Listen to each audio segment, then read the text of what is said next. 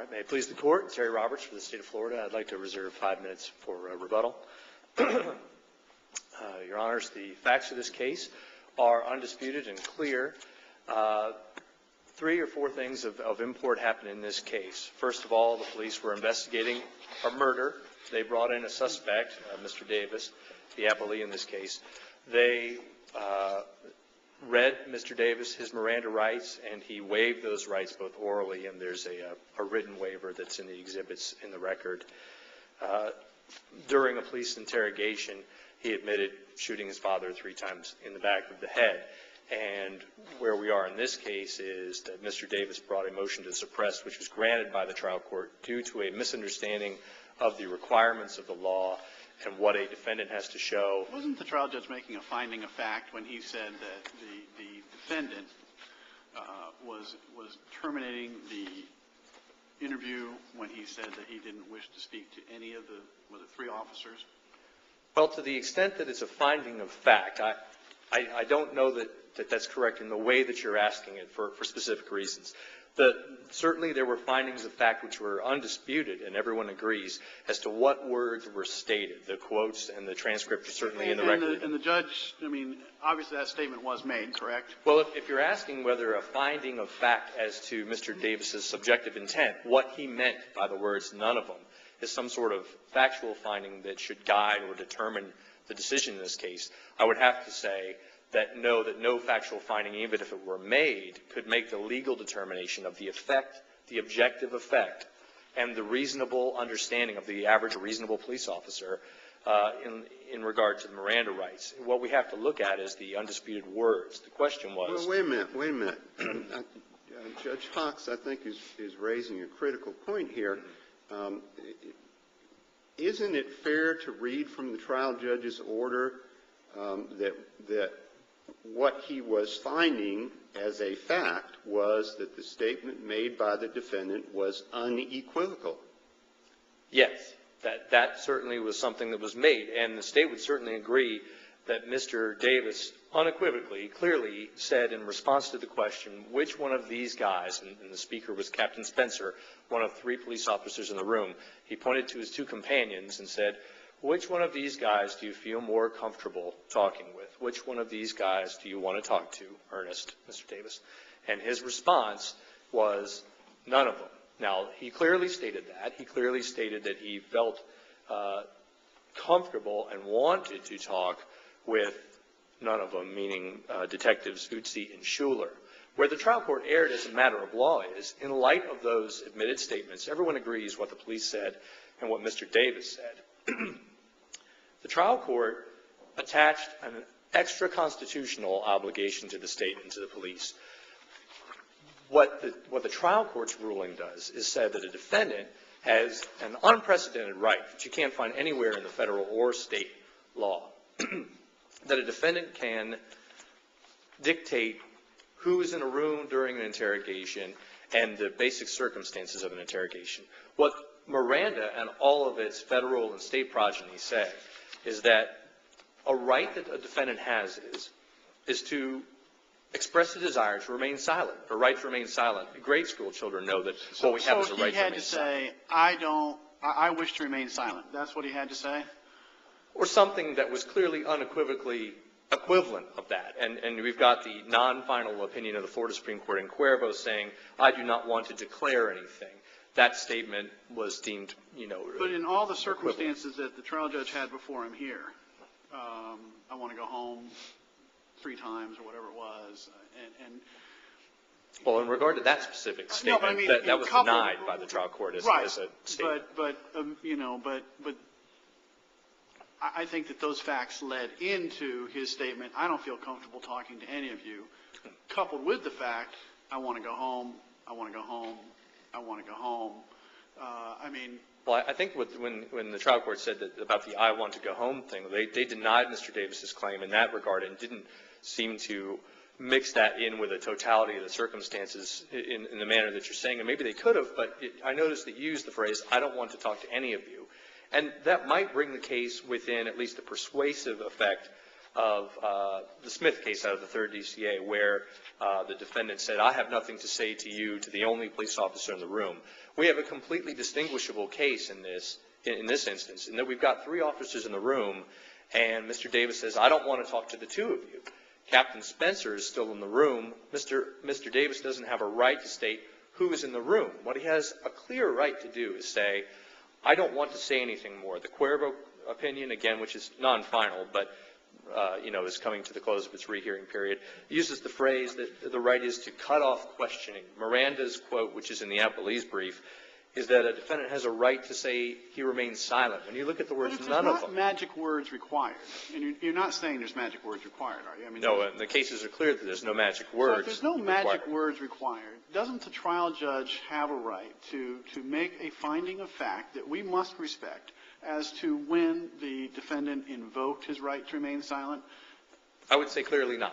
What the factual finding was in this case was what was said, and I think that the standard of review section of the initial brief in our case shows that when words are stated and when the specific words spoken are the subject of the appeal and of the right to remain silent controversy, that this court has a de novo power to review the meaning within the right to remain silent, the meaning of those words, what those words mean.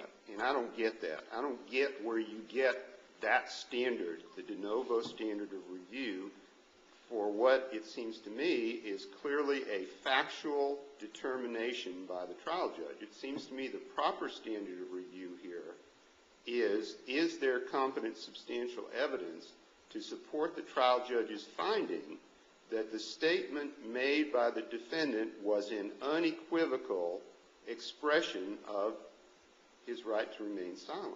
Well, with respect, the collected cases show that it's a de novo standard of review when the words themselves aren't at issue. In the Cuervo case, I think you might have been looking at, that discusses a competent substantial standard of review. But you have to realize 2 things in the Cuervo case. The most important being that the words spoken were at issue. Mr. Cuervo spoke Spanish and had a translator. And the key issue in that case was that the translation offered to the trial court and I believe to the interrogating officer was, I don't want anything. And what the Supreme Court, the Florida Supreme Court noted was the actual translation was, I don't want to declare anything, which is obviously different. You're saying, I don't want to say anything. That's clearly invoking a right to remain silent. I don't want to say anything. What Mr. Davis said was, I don't want to talk to these 2 men. And it's interesting to note, although I don't think it's determinative of our claim, that in Exhibit 5, pages 19 to 21, when Mr. Davis offered his confession, he was responding solely to questions of Captain Spencer, the man whose presence he did not object to. Now, I don't think that's determinative because I don't think that Mr. Davis said, I don't want to say anything anymore. And he didn't say any, not magic words, but words that were clear and unequivocal and unambiguous that were the equivalent of that. I think the cases stand for a clear proposition that where a person is read a Miranda right and then waives that right, which didn't happen in Cuervo. It's, in fact, in footnote 8 of the opinion, the Owen case is distinguished, saying, well, we don't have a case here where Mr. Cuervo ever waived his Miranda right. In Davis and in Owen, we do. And, for instance, in the Owen case, he said, I don't want to talk about it. He didn't want to talk about particular things. That was deemed not sufficient to invoke a right to remain silent. Here he says, I don't want to talk to certain people. But he doesn't say, I don't want to talk. He doesn't say, let's end the interview. I have nothing to say to anyone. He doesn't say, I have nothing to say to any of you. He just says, I don't want to talk to these 2 men in the room.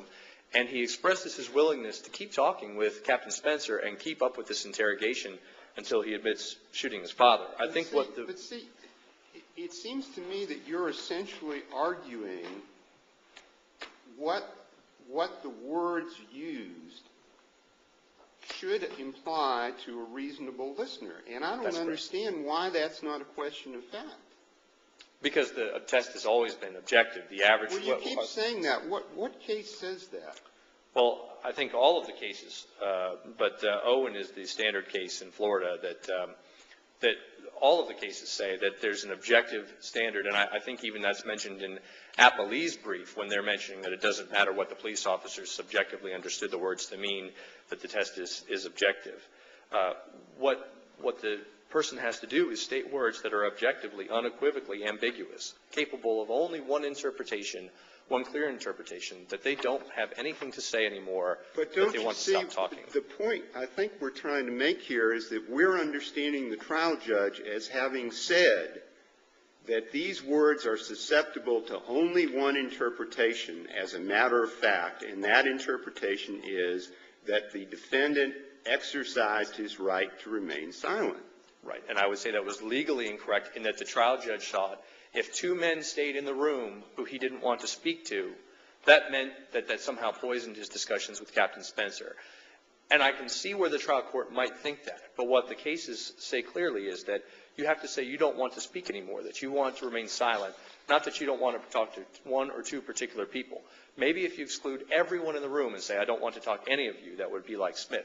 But in this case, you're saying he misapplied federal constitutional law to the facts. absolutely, and state law under the conformity clause, yes. You're claiming that no reasonable person could have concluded from the statements the defendant made that he was intended to exercise his Fourth Amendment right to remain silent. Well, I think that it's slightly different, but very close to that. It's not could any reasonable person have taken from that he didn't want to talk anymore, but was it unequivocal, unambiguous that he didn't want to say anything more to anyone when he said none of them?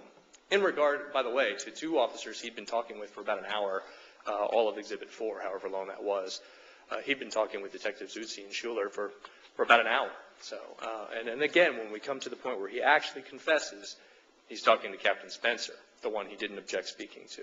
He never said anything to say, I want to end this interview and I won't speak to anyone. If he had, we wouldn't be here contesting the order of the trial court. But because the trial court said, if you want to exclude two people, that necessarily means under the law you want to end an interrogation. That's where they went wrong as a matter of law, and we would ask for the court to reverse. But I'll hold the remainder of my time for rebuttal. Ms. Lord.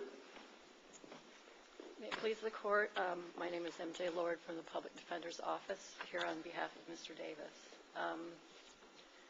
First of all, I wanted to respond to something Mr. Roberts said about Mr. Davis's discussion with Officer Spencer, which occurred after the words, the discussion, or the question and answer that we're concerned with here, and I don't really think that they're pertinent to what this meant and what the trial court decided. I think what's critical in a case like this is the context, and there are certain facts that the trial court heard that set up the context where he made this decision as to what the question and answer meant. First of all, the two officers, Schuler and Utsi, did the initial questioning. Their first interrogation was an hour and 38 minutes long. Then there was another one with just the two of them that was 4 minutes long. There was a third one, just the two of them, that was 11 minutes long. And then came the fourth discussion, which is when Officer Spencer came in. And apparently there was a lot of coming and going that happened during this period of people going out, talking to Officer Spencer, asking him questions about whether Mr. Davis could go home, coming back into the room. But Schuler and Utsi are the ones who advised Mr. Davis of his rights, and began the questioning of Mr. Davis. And I think it's important to consider that context when you're evaluating the actual words of which one of these guys do you want to talk to? And he says none of them. And then, in fact, I think it's also important to consider what Officer Spencer said after that, which is, which one of these are you more comfortable with? Give me an answer, I'm giving you a choice.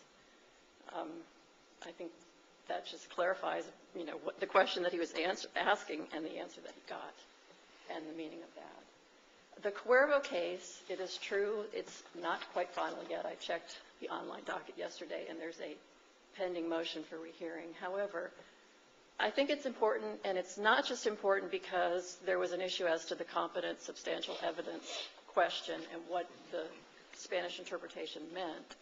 There's also language in that decision that makes it clear that the context in which these words are spoken is very important. And in that case, the court distinguished between a situation, they're talking about Owen and how that case is different from Cuervo, the statements in Owen were made during the course of an interrogation and not given in response to a specific question regarding whether the defendant wanted to give a statement or talk.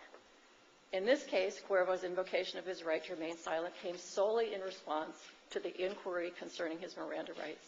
And I think that in this case, it's the same. And that is one of the distinguishing factors with a lot of the cases that are cited in the appellant's brief and responded to in my brief, I believe, is that here they're only just talking about, are you going to talk? So it's a little easier to look at it and ascertain what happened than if they were in the middle of talking about the offense and somebody says, I don't want to talk about it, and it could have been that evidence that they were talking about.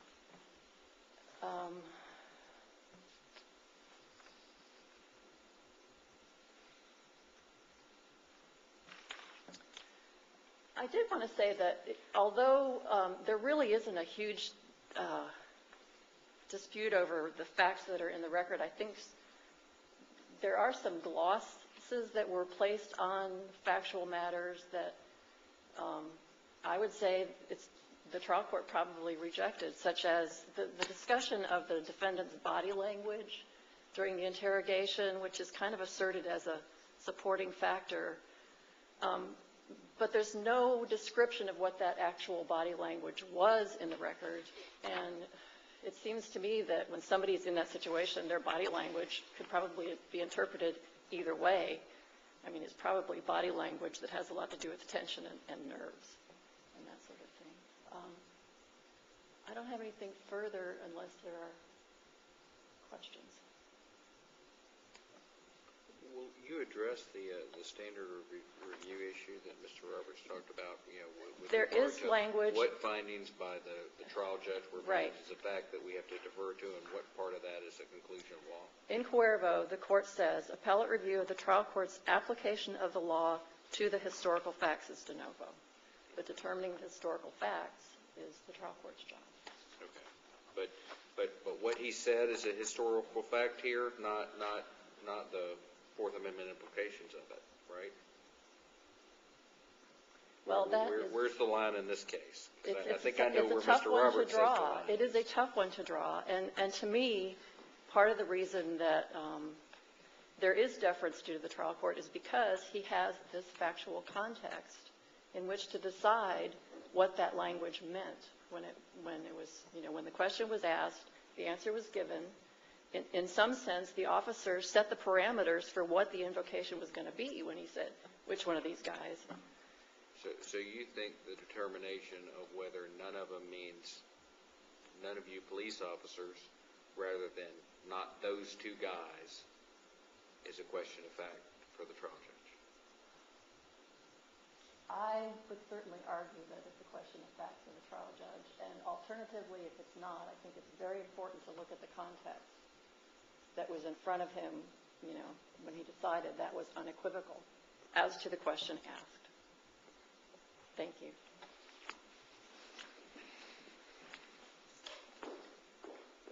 All right, I know I don't have too much time, but I'd like to make a couple points. Certainly, I'll first address this standard of review issue. We're talking about statements of historical fact, that those can be reviewed de novo. Well, we know exactly what the question was here. Which one of these guys do you feel more comfortable talking to? And we know the answer. None of them. Those are historical facts. The legal conclusions can be reviewed de novo. The most on-point case cited in my brief was United States versus Uribe Galindo, which was a 10th Circuit case, but there's plenty of Florida authorities that I think that without a doubt, when the words are not in dispute, the standard of review is de novo. So you're saying the only thing that we defer to the trial judge is the question that was asked and the actual answer that was given? In a context like this, as to whether the words had the meaning to the trial judge looking at the context and making and saying when he said that he was terminating the conversation, that's a question of law. Well, right, because when you look at the word them, it's not which one of us do you feel comfortable talking to, Mr. Davis. It's which one of them.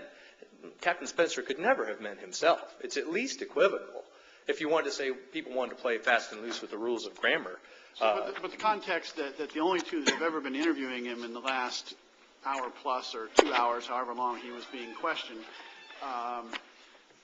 But that question was asked by Captain Spencer, who's now the third man in the room and had been in there for the previous few minutes. I would submit to the court that it's unprecedented to have a case with a sophisticated defendant, and this was I believe he's 34 years old, high school graduate, under a 2.5-hour detention, who'd been advised of his Miranda rights, who had waived them, with no allegation of physical coercion, where the statement is that I don't want to talk to two particular people. I would submit to this court that it's unprecedented that, I don't think you can find an opinion where when someone says I don't want to talk to two particular police officers, that is a clear, unequivocal, unambiguous statement that someone wishes to remain silent and cut off all further questions. Mr. Roberts, it's pretty clear from the trial judge's order that he understood what the applicable law was, isn't it? I mean, he actually cites Owens. Well, my only argument is that he understood what yes cases or no, were applicable. Yes or no? Is it clear that he understood what the applicable law was? No, I think we're here on the argument that the trial court misunderstood the applicable law. He certainly was accurate in saying that Owen was the most recent Florida Supreme Court case.